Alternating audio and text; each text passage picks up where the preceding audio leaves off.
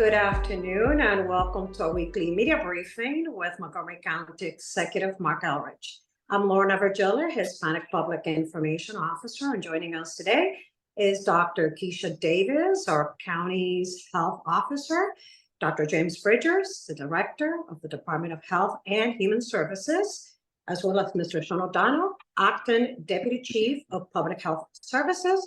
I believe Christine Hong, Chief Services to End and Prevent Homelessness, is also on this call.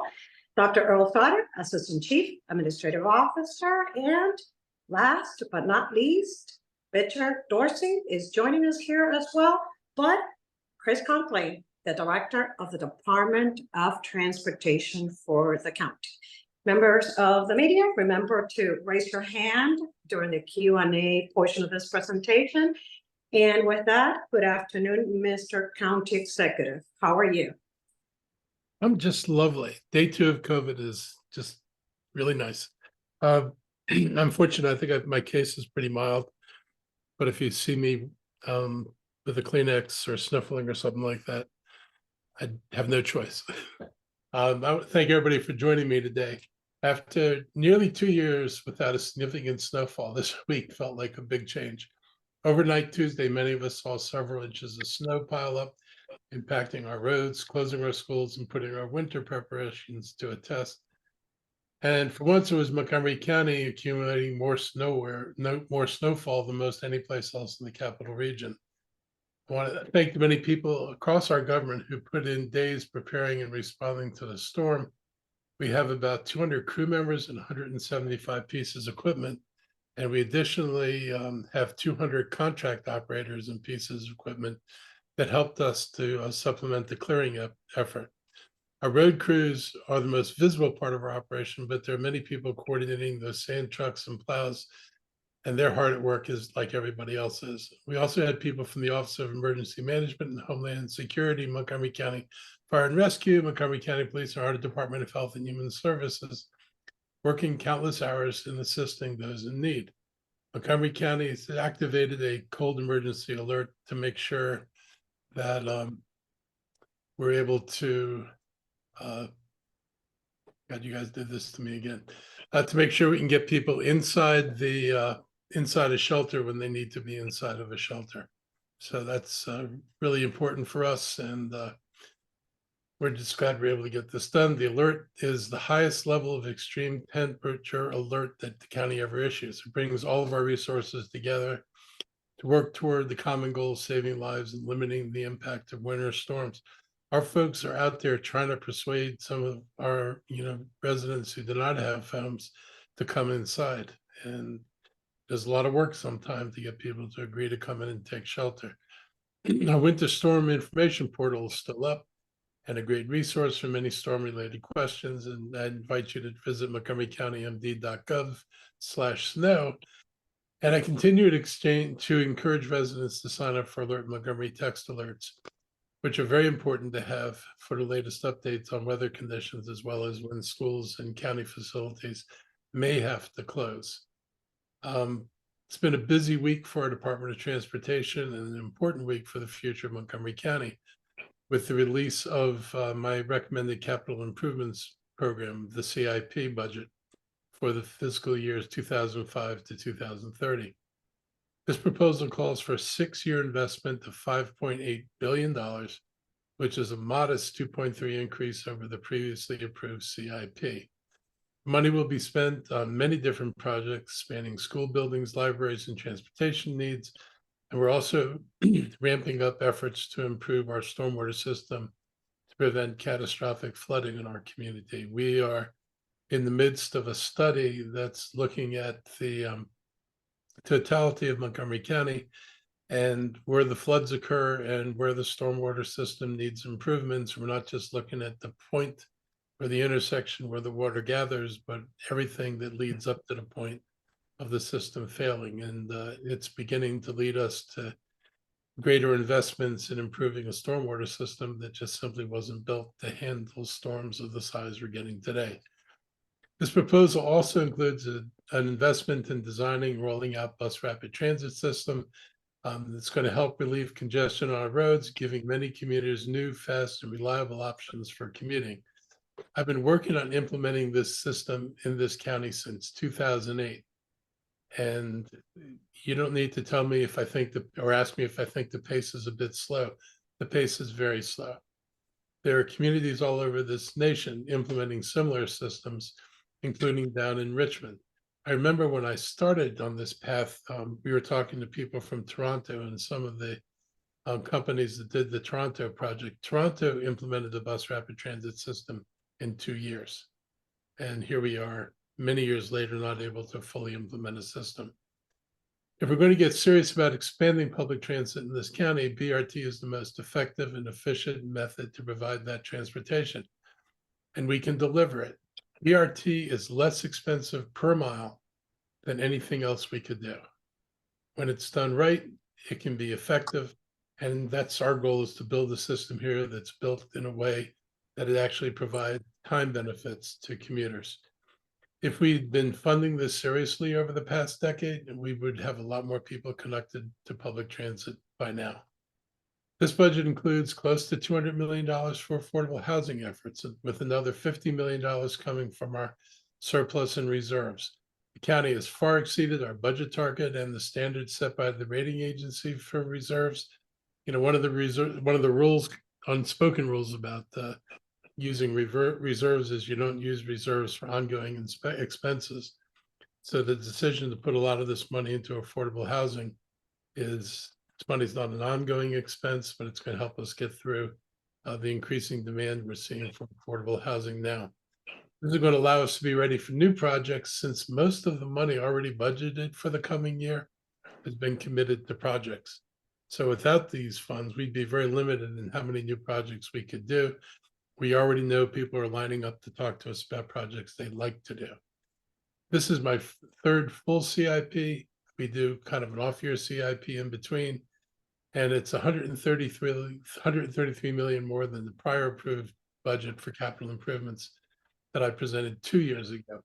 One of the biggest disappointments in this process is realizing that we cannot afford all the projects being requested. It's frustrating to see our schools, roads, and communities delayed in their progress because we're hamstrung, because we're constrained by resources due to an antiquated tax structure. It's been this way for as long as I can remember, and I've been talking about this since I was on the council. We have an opportunity this year to make the kind of change at the state level that would move us light years ahead of where we are right now. That can happen by allowing counties across the state to play a bigger role in producing the kind of revenue that's needed to address major improvements. One of the things that happened when the governor announced that there was no $3.5 billion in the transportation funds was, I think all the other county executives woke up to the realization that if the state can't do anything, none of us can do anything. None of us has authority for local taxes, as most counties do in many other states, including Virginia. So when the state has no money, we have no money, and it's really an impediment to being able to make progress. We've all seen it happen, and in Northern Virginia, where special tax districts have paved the way for the kind of transportation projects we desperately need here. Virginia started down this path about 12 years ago, and the legislature and the governor, Republican legislature, actually supported the request from the Fairfax County Council and the Board of Supervisors, as they call it, and the developers in the business community, who went together to the Republican legislature and the Republican governor and asked for and got local taxing authority, largely on commercial property, in order to build the transit they need to spur development. Their commercial taxes dwarf what Montgomery County receives, and the investments they made with that money spurred the development that everybody envies. They made deliberate decisions about tax policy that made it possible to attract businesses because they could promise the infrastructure that developers saw in their master plans could be built and built on time. That is something that we couldn't possibly do here. And the Purple Line is a poster child for that. But we cannot build, and we do not build the projects that sit in our master plans because we have no way of guaranteeing when we're going to get the money and how much money we're going to get. And, Virginia took their future in their hands. They made hard decisions. The development community understood that development of infrastructure would underlay the future development potential they saw, and they went ahead and acted on it. It's time for Montgomery County to do the same. And if we're going to drive economic development here, we have to provide infrastructure. I'm proposing, and I've proposed before, to ditch our impact tax system and replace it with tax structures used in Northern Virginia. By relying on revenue created by development partners, we can become more self-sufficient as a county. We would no longer be dependent on the state of our transportation needs for this, on the state for our transportation needs. And the longer we wait to complete the CIP projects, the more they cost. And when you delay a project by 12 years, the cost of that project has probably doubled, particularly in the inflation we've experienced during COVID. We've seen massive increases in costs. And if we had done this when it should have been done, we wouldn't be having to deal with these higher costs now. And by relying on more development partners, we become more self-sufficient. The county is faced with, I think, a really serious choice here. I know the other county executives are supporting the legislative effort to get local taxing authority. For the residents out there, this is not a taxing authority on houses. We're not interested in going after the housing and residents in the county. This is really focused on development in the county. They will be the primary benefit of the opportunities to take 3-story buildings and turn them into 20-story buildings. So it makes sense to focus the costs there. And it's better for them than the impact taxes because it actually reduces the cost of the projects they have to build in Montgomery County. So it's good for the development community, and it is good for Montgomery County, and it puts us in a position where we can actually build the things that we promised people we're going to build. And I want to remind everybody that inside my capital budget, as you'll see in greater detail as we roll this stuff out, that everything competes in the capital budget. So schools compete with transportation. And you'll see a list of projects we cut in order to fit our needs into what we had in terms of resources. And you can see by the list of projects what we're not able to do because we don't have the resources to do it. And we need to get out of this issue. And I think there's a way forward, and hopefully working with the council, we'll figure out a way to do it. I generally don't pay much attention to the comment sections of articles, but we did catch this response from someone named Crench on the post coverage of our CIP budget. And I want to point this out because it shows that there are actually people out there who understand our argument. Crench said that in Virginia, businesses pay higher taxes than Montgomery County. Virginia taxes commercial properties at a higher rate than homeowners. The developers don't mind because the extra taxes are dedicated to infrastructure, such as buses, roads, transit. Maryland requires us to tax homeowners and businesses at the same rate. You don't have the ability to have a different rate for commercial than residential. If we get the state to change the law, then everyone wins. Homeowners get lower taxes, commercial pays more, but gets a reliable income stream for the infrastructure that they need to make the businesses profitable and have the ability to grow. So it's nice to see there are people out there who get what we're trying to do. The public can look over my budget proposal by visiting Montgomery County MD/OMB and clicking publications. The public can also offer feedback to the county council as they consider this proposal. First opportunity will be on Tuesday and Wednesday, February 6th and 7th, when the county holds public hearings on the CIP budget. This week, we got some great news from the state after getting bad news from the state a little over a month ago. This week, Maryland Governor Wes Moore announced a one-time addition to his proposed budget to help ease the pain of more than $3 billion in state transportation cuts over the next 6 years. Those cuts affect everything that didn't have a shovel in the ground. So there's a lot of projects that Montgomery County has that don't have shovels in the ground, and they're casualties of this. The $150 million restores some of the funding for projects slated for immediate work across Maryland through the highway user revenue funds, and for Montgomery County, $17 million will be back in the mix to pay for ride-on services and keep one of our DMV offices open that was likely to close once FY25 ends.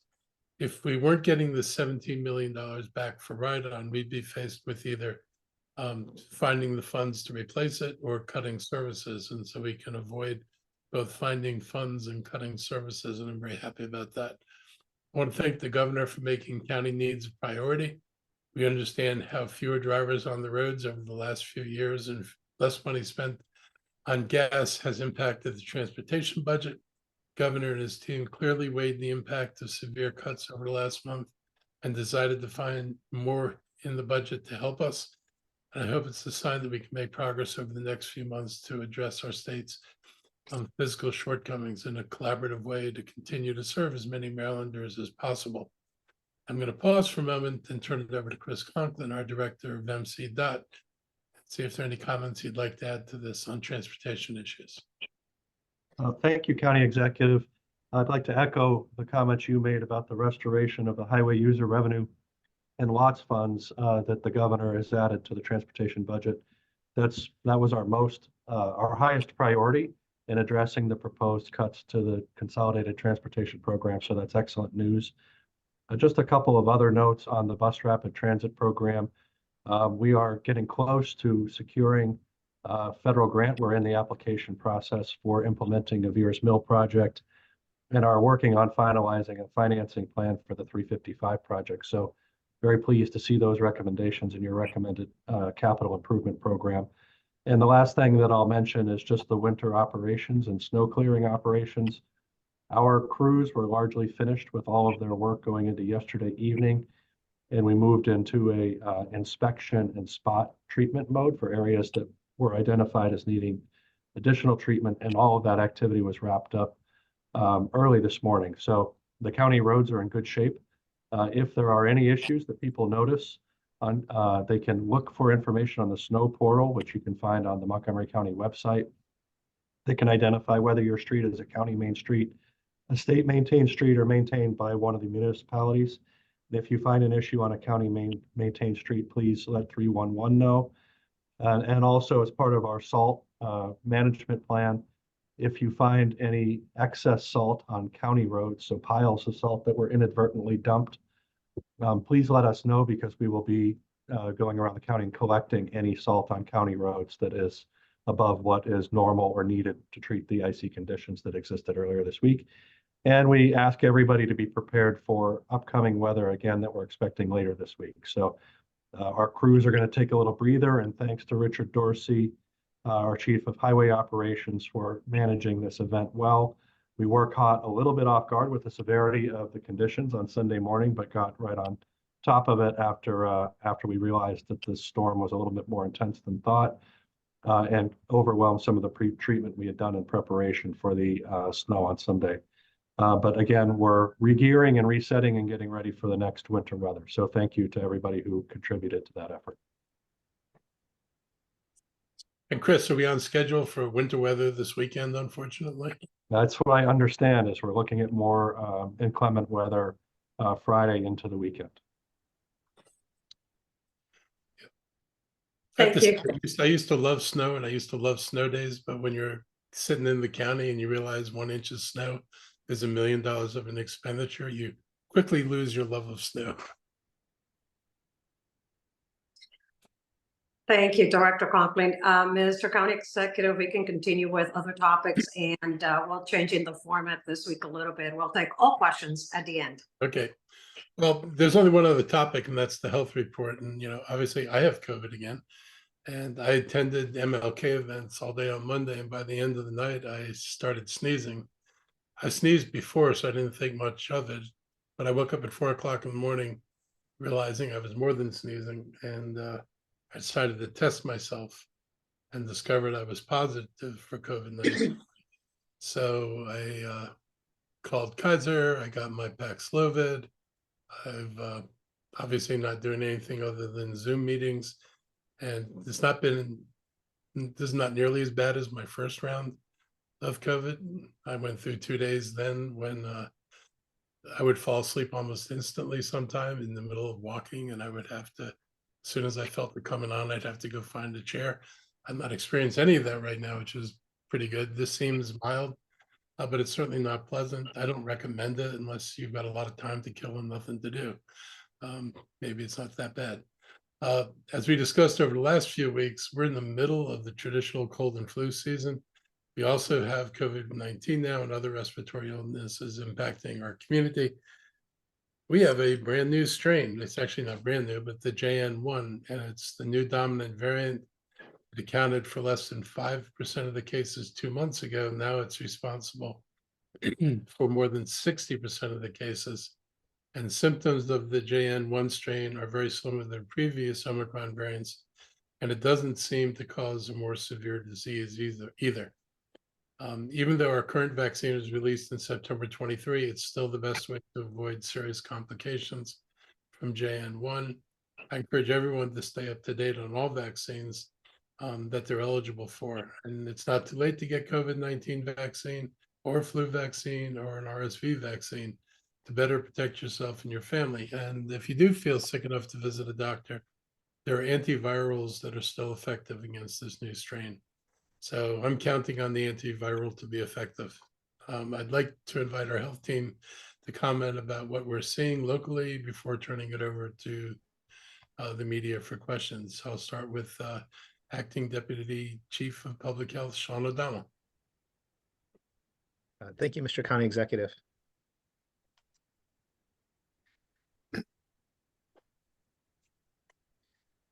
Just to share a little bit of data, as our county executive stated, we are in the middle of the respiratory season, flu, COVID, and RSV.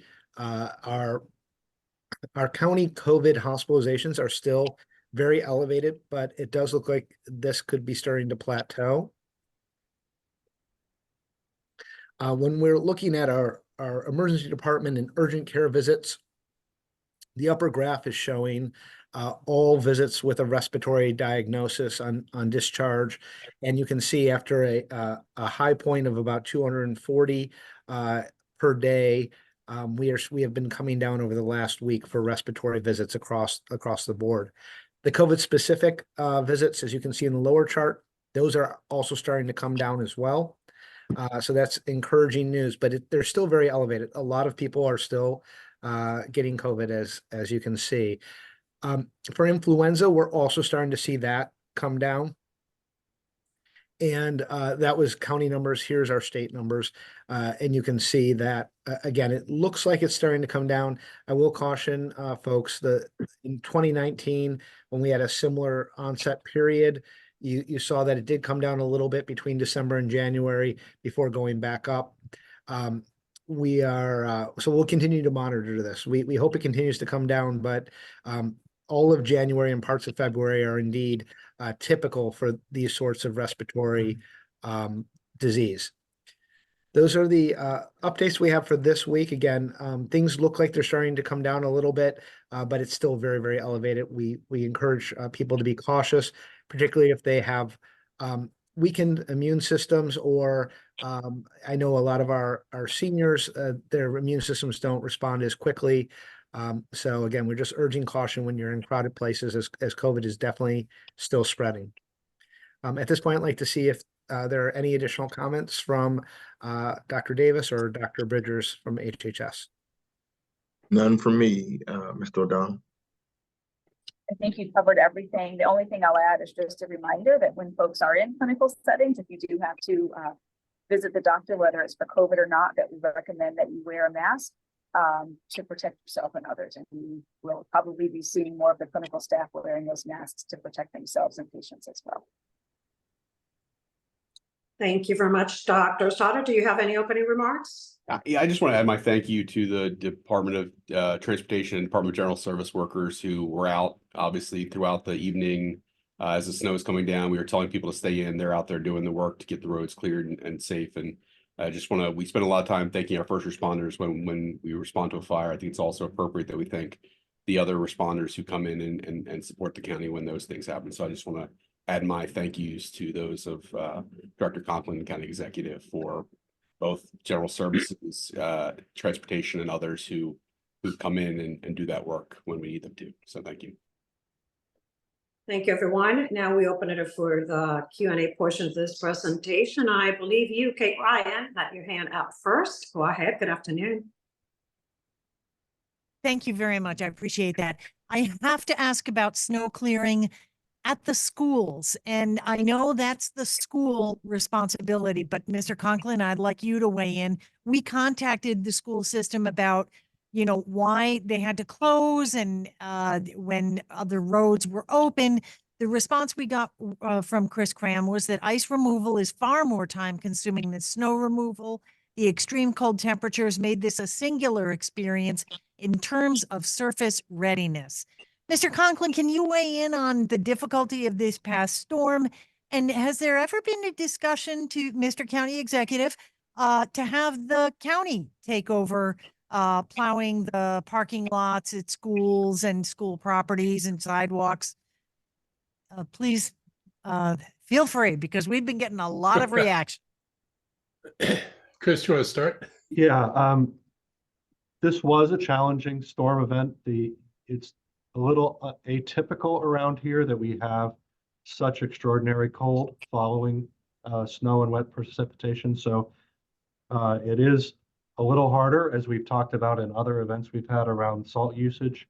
If the snow is not removed right away and it's in these sorts of conditions, it does harden and is hard to remove. So I can't speak to any specific challenge that the school system might have had in ice removal. I know in our parking facilities, we are doing continuous operations at those facilities to keep them available during these events. But there were added challenges with this event with the nature of the storm and the extreme cold. In terms of support to the schools, when we have a request for aid for salt provision or other materials during these events, we are often assist with the availability of those materials. But our crews are completely busy clearing the 5,000 miles of county road and the several hundred miles of sidewalk that we're responsible for. Do you have feelings or thoughts about whether or not that would be feasible to have the county take over, say, okay, we'll do the schools? I think generally when you have multiple agencies responsible for their own area of snow removal, it tends to go a little bit better than when you have all of that activity consolidated into one large organization. You have examples of other jurisdictions like North Carolina and Virginia nearby, and oftentimes it's harder to get the entirety of the network cleared when you have one agency responsible for everything. That doesn't mean there aren't advantages to those models too for other reasons, but I've seen in my experience in this realm, when you have more agencies responsible for their own piece of the network, the work happens a little bit more effectively.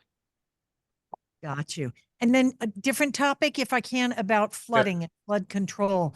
Yep. In the budget, Mr. Elrich, you talked about flooding and flood control. Can you give me an example of where we're seeing it at a level that we didn't before? There are several spots I can think of that whenever my news agency says go out and find flooding, I know exactly where to go. But I agree. I think you're seeing it in more spaces. But can you give us a for example? Oh, but for example, it's kind of like in my backyard, Sligo Creek Park, which is going to be very difficult to deal with because Sligo Creek absorbs all the flow from northern Montgomery County. So you're not going to fix it. Mr. County Executive, you have your camera off, I believe. There you go. We see you now. You can still hear me. So it's so I'm saying, you know, Sligo Creek's one of these really challenging places because the flow in Sligo Creek is generated by a massive drainage system that extends up county, but it does close. And so I've seen the waters over the parkway and the parkway winds up closed. We've had problems on River Road. We've got problems in neighborhoods that have never had major flooding before. We're dealing with homes that are being impacted, streams going so far out of the banks that the water is actually impacting houses. And these aren't houses that are built right next to the stream. So we're getting a lot of requests for people to come and fix their stormwater problem. And I think what we discovered initially was the problem appears to be in the middle of your street, but there's nothing that you're going to do in the middle at that interceptor there or that sewer that's not flowing without dealing with how much volume is coming into the sewer from above it and how large the system is to move water below it. And I was driving down a couple of streets, which was really remarkable, where it was raining and not raining, was stuff was melting, but water was coming out of the sewer and onto the street, which means that so much was in the pipes that it backed up, filled the chamber there, and was then pumping itself out on the street instead of flowing downstream. So we've got these problems all over the county. We know we've got to deal with it. It is not going to be cheap, and it's the reason why we decided to hire a firm that actually assesses the hydrology and looks at the entire system, because we don't want to waste money on a fix in one place and just discover that it wasn't enough because the next big storm overwhelms the system again. So we're working on it, and a lot of the money in there is going to go to projects. You know, if Arlington County, for example, if you want the most extreme kind of thing, they built a underground, I would like to call it a pond or a swimming pool, but it's the size of a football field. And it takes water from part of their stormwater system and it holds it in there, and then they can release it over time so it doesn't overwhelm the storm system, where if all that water was coming out in real time, the system would be overwhelmed. Those are the kind of things we're going to be looking at. And I guarantee you, the moment we dig up a ball field and build a giant concrete basin under it, it is not going to be cheap. So that's the kind of project we're facing. We hope there's some climate money to deal with this, because there's clearly an impact to climate change. And, you know, this is part of our effort to get money out of the federal government. We're hoping the state is willing to put some money into this, because this is bigger than us if we're dealing with state roads. They're a big contributor to the lack of adequate infrastructure. So we're going to have to pull as many partners together into this. Thank you. And again, your thoughts on the snow performance from the school? So I don't know what their protocols were. I mean, I don't know if Chris has talked to them, but I'd ask them how they handled those parking lots between the beginning of the evening and the following morning, and how that compares with what we did. I mean, were our policies in managing these lots, are they better policies in terms of ensuring that they're available? And did the school system just not do what we did? And maybe they need to do what we did if they can't get the lots open in the morning. It was a very late call this morning. And maybe if it had been made more timely, it would have been less irritating. But making the call at 7:45 or something like that, that is way too late to tell people. I don't know how you'd make any arrangements for your kids, for example. It's just, they could have been handled better, probably. Thank you. And I'll I know Tom and Ginny are ready to go. Thank you very much for your patience. Thank you, Kate. Tom Fitzgerald for Fox 5 DC. Good afternoon. Good afternoon. Thank you for letting me participate in Kate's briefing this morning. It would have been the same if you had gone first. Yeah, it's true.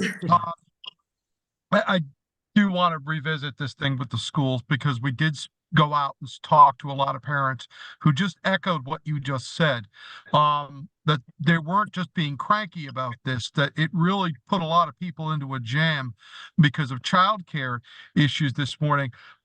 You've already answered, Mr. Compliment answered the question about the roads. You just answered the question about your reaction. Let me take this in a different direction, the way forward here. We've got another storm coming on Friday. Is there a conversation to be had here and understanding the delineation of the responsibilities between the county and the school system? There is a limit to how you can affect this, but is there a phone call coming? Is there a conversation coming? How do you have this conversation? I'm going to reiterate what I said before. I think Chris should talk to their people and see what they did and see if we can give them any guidance about what they could do that would produce a better outcome. And we could talk about, we use not only our own people, we've got 200 contractors out there.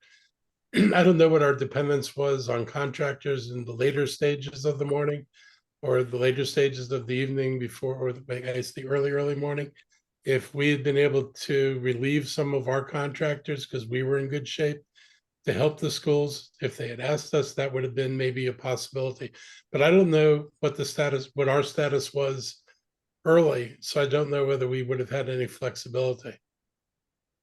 And just let me follow up something quickly that you and I spoke about in Annapolis last week. The governor this morning unveiling his budget plan. Have you gotten any read yet from Annapolis on the outlook here? I mean, $770 million gap. Obviously, the transportation challenges. There's a lot on the table here, and the governor says this is going to be a budget of hard choices. Yeah, yes, it is. I've looked at it. I don't have any words of, wisdom, because unless they're willing to raise revenues, which has always been an allergy, then it's really going to be different. And I think at some point people have to define, are we going to be defined by our tax rates? Are we so loyal to the tax rate that we don't care what services we provide people, or are we willing to look at tax rates sometimes? There's a Fair Tax Coalition out there that has a list of taxes that would not impact residents that could be put in place. We should probably think about some of that. We should think about combined reporting. We should certainly think about I forget what the number was this year, but there's some large number of huge corporations that pay no taxes here. That's ludicrous. And, we ought to defend ourselves as best we can and figure out how to fix it. But frankly, this is a discussion at a national level. We're not the only ones struggling to try to figure out how we pay for the things that people want us to do. My budget doesn't even nearly reflect the reasonable requests that people made for things that we're not able to completely fulfill. And as long as we're going to have large corporations paying their taxes, it's always going to lead to an unequal taxing system. And if I'm a resident and I'm looking at people who pay nothing and thinking like, I get dinged for everything and they get dinged for nothing, why do we tolerate it? I don't know why we tolerate it personally, because I wouldn't. Thank you, Tom. Up next, Jeannie Bixby, Local 360. Good afternoon, Jeannie. Good afternoon, Lorna. Hi, Mark. I have a question kind of in a totally different realm.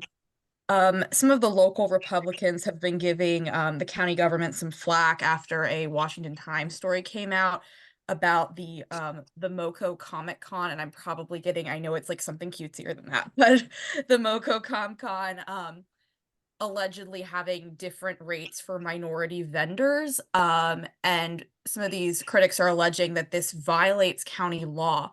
But it's a little tricky even for me reading into it, because I know that this is an event hosted by the Friends of the Library, which is private, but it's also hosted at the library. Could you give a little bit more insight into is this a violation? What does this mean? So Ginny, you have to send me what they've put out. I haven't seen anything. This is the first I've heard about this. They're saying that who gets charged different rates?